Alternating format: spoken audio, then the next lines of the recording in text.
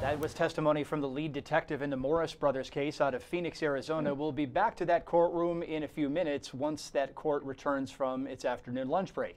In the meantime, we're going to shift gears yet again today to go back into what happened in the Seventh Circuit Court of Appeals out of Chicago. The Brendan Dassey case, made famous in the film Making a Murderer, which many of you watched, was up for another argument in front of every judge on the court, not just the three-judge panel. Colleen Henry is an attorney and a reporter with WISN TV in Milwaukee. Colleen, thanks for coming on LawNewz, and good to see you again. It's been a long time. I know, a long time, and we're sort of blast from the past, right? Yeah, right. Well, we were competitors, but we did get along rather well, so I'm glad that you were able to jump on and give some analysis of what's going on here. So you sat in the courtroom through this entire argument that we heard earlier today.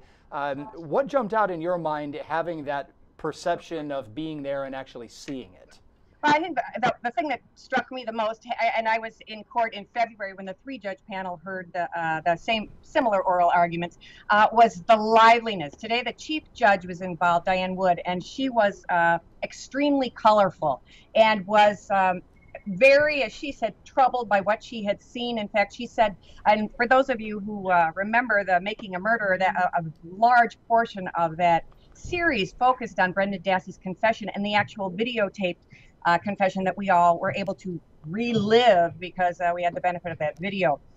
She said watching that video made her skin crawl, and that's a quote from a pretty colorful quote from the chief judge of the Seventh Circuit. She said that watching it and the lulling behavior of these investigators was so dishonest with such a vulnerable person. And of course, that's the crux of the defense argument, is that Brendan Dassey is learning disabled, has a low IQ, and tests in a number of psychosocial testing that he's an introvert and that he's easily suggestible. So that, in some measure, it was probably a more I don't know, it was a statement that should have come out of the mouth of a defense attorney. It was pretty remarkable that she said that. And of course, you know, there were a couple other judges who suggested they weren't buying what the defense was selling. That would include a Wisconsin hometown girl, if you will. Diane Sykes came from Milwaukee, so we all are familiar with her when she was on the circuit court bench here. But today she said in court that she saw no promise of leniency from those investigators. That's the crux of it. Those investigators during this interrogation spent a lot of time saying things like, you know, if you only tell us the truth will set you free. And we are police officers, but right now, Brendan, we are acting as fathers. We're fathers, and we know that you're hurting. So a lot of concentration on Brendan Dassey's mental capacity and his sort of a lack of social skills and his inability to process what they said is an idiom. For example, most of us, when we hear the word "the truth will set you free," you know, take that to be as a biblical reference and we move on. But that the defense argued, of course, that Dassey took that literally, and that was evidenced for those of you who watched the what I consider one of the most remarkable moments in that videotaped confession is after supposedly confessing to rape and murder, all of a sudden Brendan Dassey said, "Do you think I'll be able to make my 6-hour class?" So that's really what we're talking about here, is whether or not this young man at the time, 16 years old, was able to appreciate what was happening in this room and whether he, you know, willfully confessed to something. One other thing that I thought was interesting, Aaron, was a lot of discussion about the fact that some of these judges were not necessarily buying the confession either. They felt that much of what the state proposed to have been a confession was actually spoon-fed to Brendan Dassey, who was highly suggestible and was really only giving them back what they had given him in terms of information that he had gleaned as they were asking him questions, or information that he would have heard around the kitchen table at his family's home because a murder investigation was going on their property. Yeah, I mean, look, you tell me if I'm wrong, Colleen, and you can do so. It's not like we haven't disagreed before over the last 10 years. But the thing that I get stuck on is that it's possible that this so-called confession can be viewed one of two ways. One is that he's just repeating what the investigators are feeding him. Okay, they shovel it in, he spits it back out in a way that makes them happy, that he's just responding to the cues that they're giving him and he's trying to please them. The other way to read it is that he's someone sitting there who is trying to figure out whether to lie or tell the truth. He's perhaps afraid of Stephen Avery, his uncle. He's perhaps afraid of upsetting other people in the family who may have either at a minimum put pressure on him or at a maximum threatened him. And I wasn't sitting in the courtroom in Wisconsin 10 years ago when this was played, but the people who were in there when it was played said that the jury took it the second of the two ways. That the jury took it that he was someone who knew something, who was involved in something, and maybe the exact version that came out of his mouth in the confession isn't the whole version, 100% of the version or something, but that they took it very clearly based on the body language in the courtroom that he knew something, that he was involved in something, and for that jury, it was enough to convict. Now, I don't know, Colleen, maybe you don't want to give your opinion one way or the next, but I personally see both arguments as being colorable, and I'm stuck as to which one to believe. Yeah, it's a tough call, and of course, as I like to say, I don't give opinions because I'm a reporter. I give information, and you make a good point, Aaron, and that is really the point that the state has made. And in fact, Brad Schimmel, the Attorney General of Wisconsin, didn't argue this case himself, but he did come out and talk to reporters after the hearing. He said pretty much exactly that. Listen, the jury has spoken, the state court has spoken, and the federal court has exceeded its authority. It doesn't have any business weighing in when a jury already has said, we believe what Brendan Dassey said on that videotape when we saw the video at trial. But one additional thing that is kind of interesting is the jury did not see everything. The jury did not see, there were 3 different videotapes that were made, or one was an audio tape, one was 2 videotapes, if I'm mistaken. Anyway, there were 3 different sessions that were recorded. And so the jury did not even see the full one of number 3. There, it was portions and edited probably for time, and there was some objection by the state to releasing the whole thing, and that happens. You know that when you go into court, you don't want to give a jury too much because sometimes there's stuff that is objectionable or that's not relevant, or from other sort of evidentiary reasons that you're going to keep it away from the jury.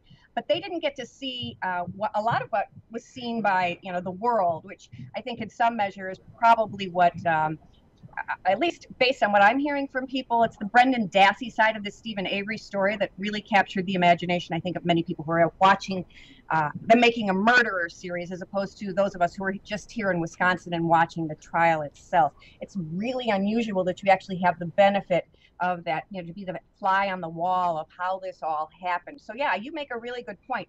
And again, neither of us was a juror. We sat there and we watched these trials happen, but it's a completely different experience when you're asked to assess somebody's life. You perceive it differently, I'm quite sure, than someone as a journalist necessarily does. When you're looking at it from a different perspective, or even when you're someone who's trained, in the law, where you or I might look at it and go, "Oh my God, that was a really great argument," or "That was a this." Sometimes juries just don't see things the same way lawyers do. Yeah, and we're stuck in the nexus between all of those different versions, all of those different corners of the room, so to speak, because we're both legally trained. At least I am now. You were during the original case, but perhaps sitting there during the case was what sparked my interest to learn more about it. And I knew I was up against tough competition. I wasn't as smart as you were during the original case. So right, sure. You had to force me to go to law school to meet the Colleen Henry. Mr. Blarney Keller. Okay, I got the standard of what's going on. So, well, look, if you had to take a vote or to look into the crystal ball of what was going on with these judges, do you think more of them were on Dassey's side, or more of them were on the state side, or are you going to take the middle of the road and say it's impossible to tell at this point? I'm going to say it's impossible to tell. One thing that I did think was interesting is, the Uber scholar on the Seventh Circuit is Frank Easterbrook.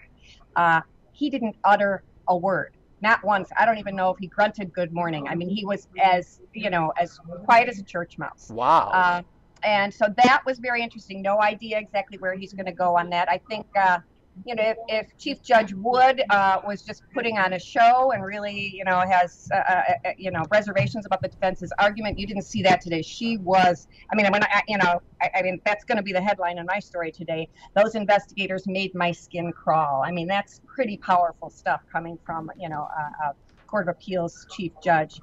And really, there were questions and I think one of the issues that was raised is if, in fact, the Seventh Circuit were to say, hey, this went down wrong and Dassey's got to be set free. Does this create a problem for police down the road? Because, you know, obviously that's how courts think. They want, you know, what is the ripple effect here? And when cops, homicide investigators have to sit down with a juvenile, do they have to ask them what their IQ is? Do they have to ask them whether they're developmentally disabled? Do they have to ask them whether they have psychological problems or social interaction issues? You know, it could potentially, you know, be a very difficult standard for police officers to try to uphold. One of the guys who happened to show up in court today was a friend of yours and mine after all this time, was Jerry Buting, who represented Steve Avery. And his argument, I said, well, what did you make of that? And what are cops to do? And he said police officers are already trained, you know, and I think this is something that, you know, if you work in criminal justice, you know, I would argue sometimes the majority of people who end up in the criminal justice system probably have some kind of a mental health or a developmental disability or a substance abuse issue. So you are constantly, as a police officer, in some measure being asked to act as a psychologist as well. So it raises a very interesting, and being a cop is hard enough as it is, it raises a very interesting question about what the impact would be if you know, the court were to find that the cops screwed up, and whether or not there would be some sort of implication down the road for other police officers. Of course, the Dassey attorney argued that we were not asking the court to make a rule for all police officers. We are asking the court to look at Brendan Dassey as an isolated individual and give him what the law requires is special care when you assess and analyze whether or not he's given a confession voluntarily. So, you know, look, I mean, Colleen, with all due respect to Laura Nyrider, whose skill I hold in extremely high regard based on what I've read from what she's said and what she's written, look, you and I know that courts don't always look at issues that way because the courts are worried, in the words of the appellate judges who helped train me as a lawyer, they're worried about not just the law in this case, but as you sort of pointed out, in the next case as well. So that's a really interesting tactic that Brendan Dassey's attorneys took. Mm-hmm. It's a tough one. It's a really interesting case because it really does have implications. And let me ask you this. I mean, what are your thoughts about this? The fact that it is now an issue, you know, or I don't know, it's become a international phenomenon, right? Making a murderer, and there are, you know, petitions, and they were asking the governor of Wisconsin to commute the sentences of Stephen Avery and Brendan Dassey, and, you know, all kinds of sort of interesting social media efforts after all of this. That really raises some, you know, pretty interesting situations where, you know, would this be the same, would the court be taking this, would it have even gone to en banc? You know, would they have taken it? And is the fact that making a murder is such a big deal part of the reason that we are back at the Seventh Circuit, you know, 6-8 months later? Yeah, it's the reason that you and I still keep in touch in many ways. You know, look, I mean, the film has brought together people who were there for the original case. You know, I mean, my station was the first one on the air just after Halloween in 2005 with interviews with the Hallbuck family and with Stephen Avery. And I remember things that were said off camera in those interviews that to this day raise questions in my own mind. Some of them that I've never repeated before. You know, that would be a good time. Well, if you want one of them, Colleen, I'll say it on LawNewz, but I don't know if I'll say it on WISN unless you really convince me. One of them, look, that I've never said before is that Stephen Avery asked us when we were interviewing him while he was still under investigation, but before he was arrested, specifically not to photograph Brendan Dassey. Interesting. And I have never uttered that publicly before. Interesting. What did you take it to mean at the time? Well, the body language indicated to my photographer and I that something strange was up. But interestingly enough, the next morning, I opened up the Journal Sentinel, the newspaper in Milwaukee, and guess what I see? A picture, it was either the next morning or within a day or two, a picture of Stephen Avery and Brendan Dassey sitting across the table from one another. So I don't know. It's another one of those conundrums. I don't know what to make of it. What was going on? Was Brendan just overtired? Was he just nervous? Why was he nervous? Did he have homework to do? I have no idea, but that conversation sticks out in my mind. Sure. You know, and look, I mean, You were there covering Stephen Avery's exoneration on the 1985 case before I showed up in town in 2004, it would have been. Mm-hmm. So your history with this goes back even further than mine. Well, one of the observations I've made over the years of it, as I said, it's not a matter of opinion really, but people are like, well, Stephen Avery was about to, win a lawsuit for hundreds of millions of dollars, and he would never do anything that stupid, as to commit a homicide when he was, on the eve of this large recovery for his wrongful conviction. And my answer to that is, I don't know whether he did or he didn't do it, but I do know that Stephen Avery is not an intelligent person. There's a record of that. He too was in, he was learning disabled, special ed classes, performed very poorly, in school, and then of course had a criminal history of what one would consider to be very intemperate and unintelligent conduct. So that is not necessarily a winning argument that he would be smarter than that. Well, I would have to agree with that analysis. I mean, in many ways, Stephen Avery is easy to converse with. He converses freely with a lot of people. That came across in the film. He's called me up in the newsroom in Green Bay when he was behind bars and want to respond to things that the prosecutor was saying. And look, a lot of this, these vocalizations from both sides is why there was just such a broad amount of material from which to make the film. So, we could talk about it forever. We probably will continue to talk about it forever. But the critical issue today is, where the Seventh Circuit is going to go from here. One of the pieces that my colleague Ron Blitzer here at LawNewz has up on LawNewz.com is a conversation, in his opinion, and I want to make sure I get his words right here. The judges, several of the judges, quote, torched the state of Wisconsin's attorneys. Now, we here at LawNewz sit a little bit more in the commentary realm than you do in strict news reporting, but do you agree in any way that the judges torched the state of Wisconsin in this hearing? Well, again, I would go back. It was primarily the chief judge. And there were moments where one might have used, I don't know, torch isn't a word that I necessarily use, but there were moments that, for example, yes, the investigators made my skin crawl, that they would do this to such a vulnerable person. And the state said, well, yes, you're right. There was some minor deception. And the chief judge just jumped right on him. Minor deception? That was major deception. So yes, I mean, there were moments when one would argue that there was some aggressive, and I think more aggressive questioning of the state than of the defense.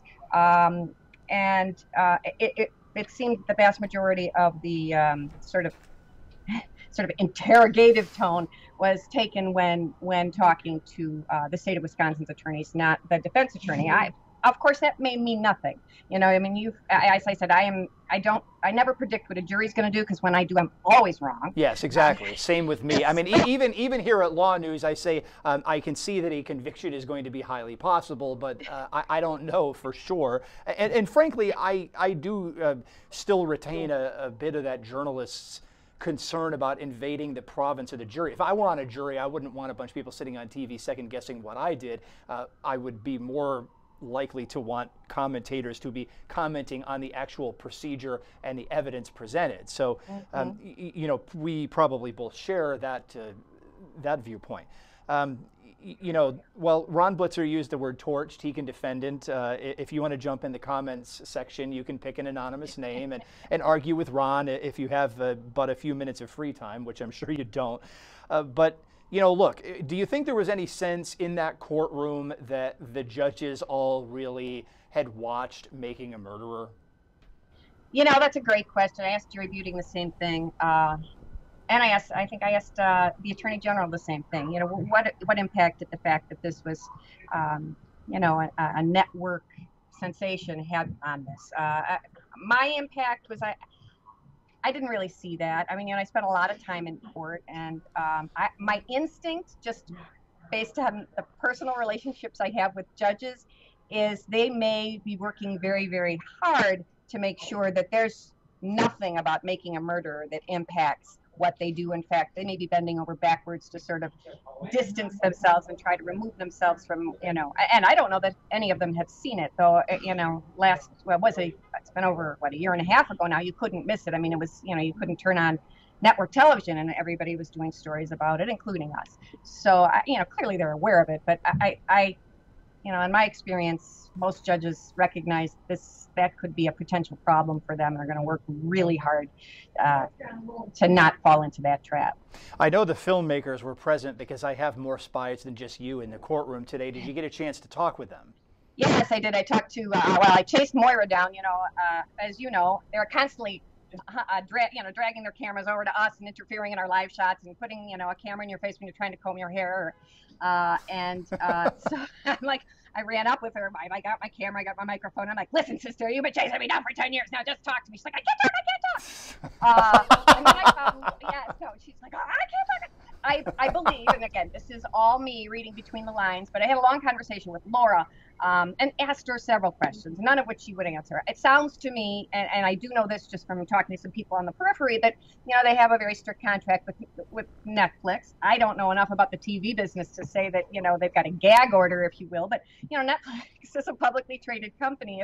If she got on TV and said, we're going to be airing on Monday, the price of the stock could fluctuate. I don't know what the issue is, but they're obviously being told to keep it very close to the vest. Earlier this year, when we were there in February, we were told, and I don't remember exactly now looking back who told us this, but they had hoped that there would be a second season by the end of this year. And I asked Laura about that today, and she said the date keeps changing.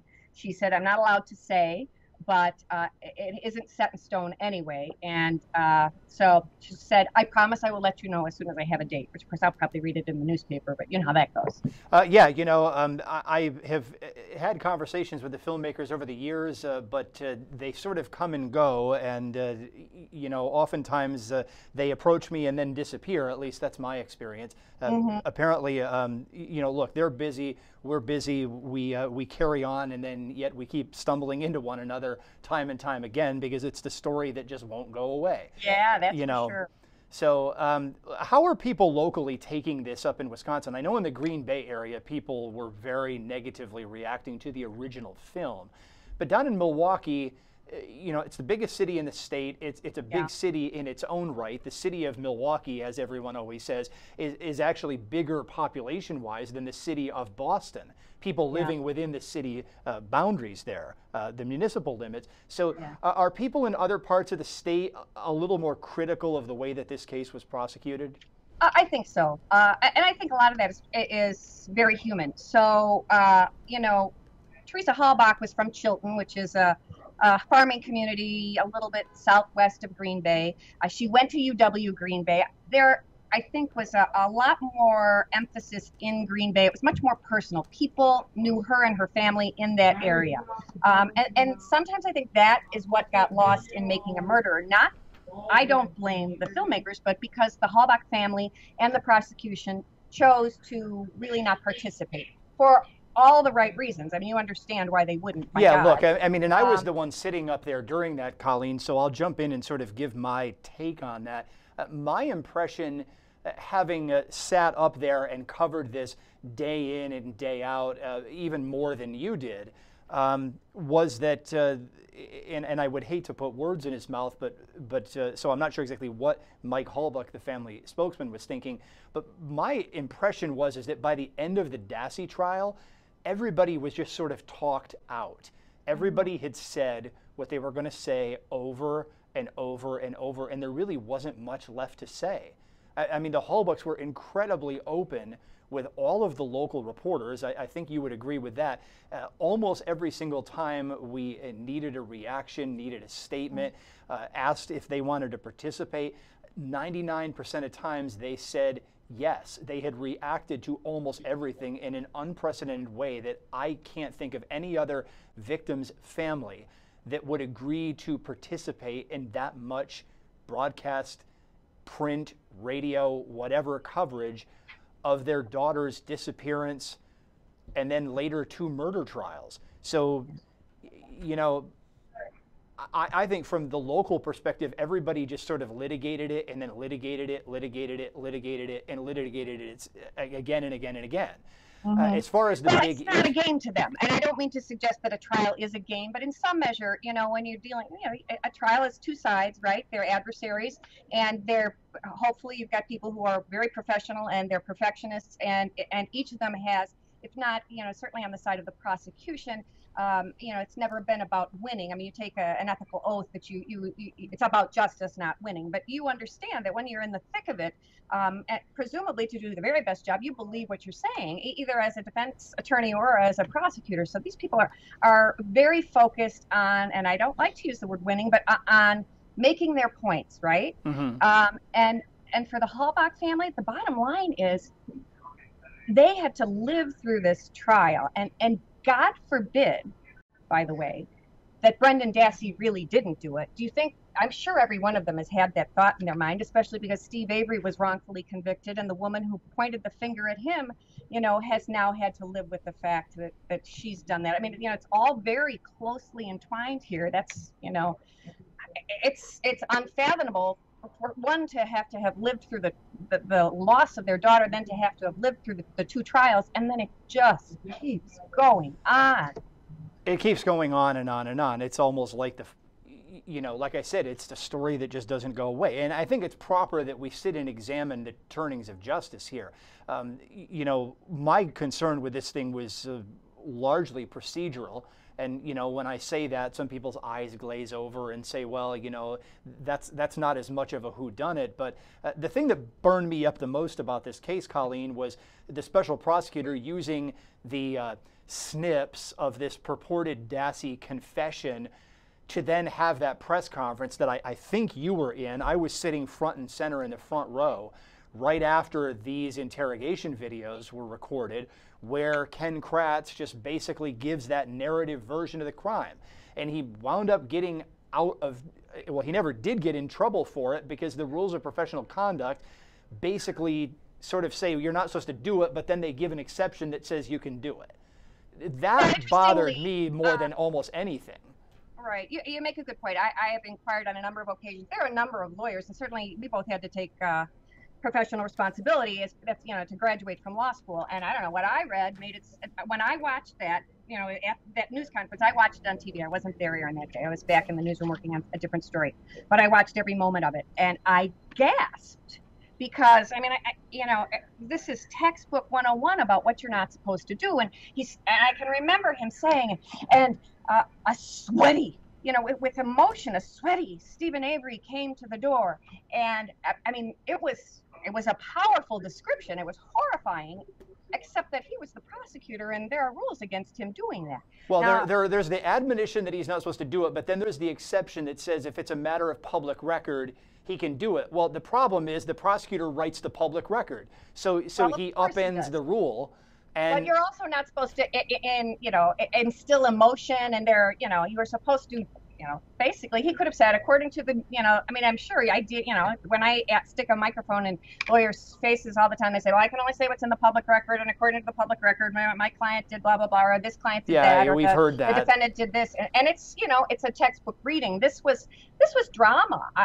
I thought what happened, of course, ultimately, and this is a big complaint that Jerry Buting and Dean Strang had, was he got on TV, and he, in his recitation of Brendan Dassey's alleged conduct, actually created an out-of-court statement related to Stephen Avery's conduct, right? So Stephen Avery at his trial, they chose not to put Brendan Dassey on for a number of reasons, and some of them were because he was not a great witness. His story changed over and over and over and over again. So the jury pool was able to listen to this story about a heaving, sweating Stephen Avery after this horrible moment, you know, and torturous death of this young woman in the trailer, which may or may not have ever happened, because there is absolutely no physical evidence to suggest that she was actually in the trailer. And yet, you know, in their minds, they have this picture. The jurors for the Avery case had that picture that they actually never came into evidence. So Just interesting. That's the one thing that burned me up more than anything else in the case. And I don't know how all of the people who were present in that room reacted to it, but my reaction to that press conference, which I have talked about a little bit before, was I was just so disgusted I had to lock myself in the live truck and call my family. It's the only time as a working journalist when I was that affected by something that I had seen or heard that I had to take a personal time out. Yeah. And, you know, and then the case went on and we wound up with 2 convictions and we're still here talking about it. So I'm curious, as I'm sure you are, to see where the 7th Circuit goes with this. And, of course, to see the next season of Making a Murderer whenever it comes out. But, you know, as I always say, it's never over, even when it's over in the law, right? I mean, maybe until you get to the U.S. Supreme Court, but even if they won't take the case, then everybody's always still arguing about it. And I say, you know, what heaven is to a reporter is when you get to heaven, you find out who shot JR. You actually get to find out whether the people you've been covering all these years did it, didn't do it, were guilty, were not guilty, because that's how life is, you know. And having actually been to death row when I worked in Tennessee, and you know, you interview death row inmates and they really, really, really believe they didn't do it. You know, it's just fascinating how the human brain works and how we can rewrite, you know, our histories. And, you know, and yet it's also fascinating how, especially in light of DNA and how we learned so much about false confessions. Why would anybody confess falsely? Well, who the heck knows? But the bottom line is we now have DNA to prove that they do. Interesting. Yeah, we'll continue to debate this, I'm sure, for as long as we're both alive. But for now, you probably have stories to write and other live shots to do. So, Colleen Henry, attorney, reporter for WISN TV, a competitor, fellow person in Making a Murderer. I'll give you as many titles as I can. It's been 10 years. Your hair is shorter, mine is grayer, but it's good to see you again. All right, let's do it again sometime. Okay, take care, Colleen. Thanks, Aaron. Bye.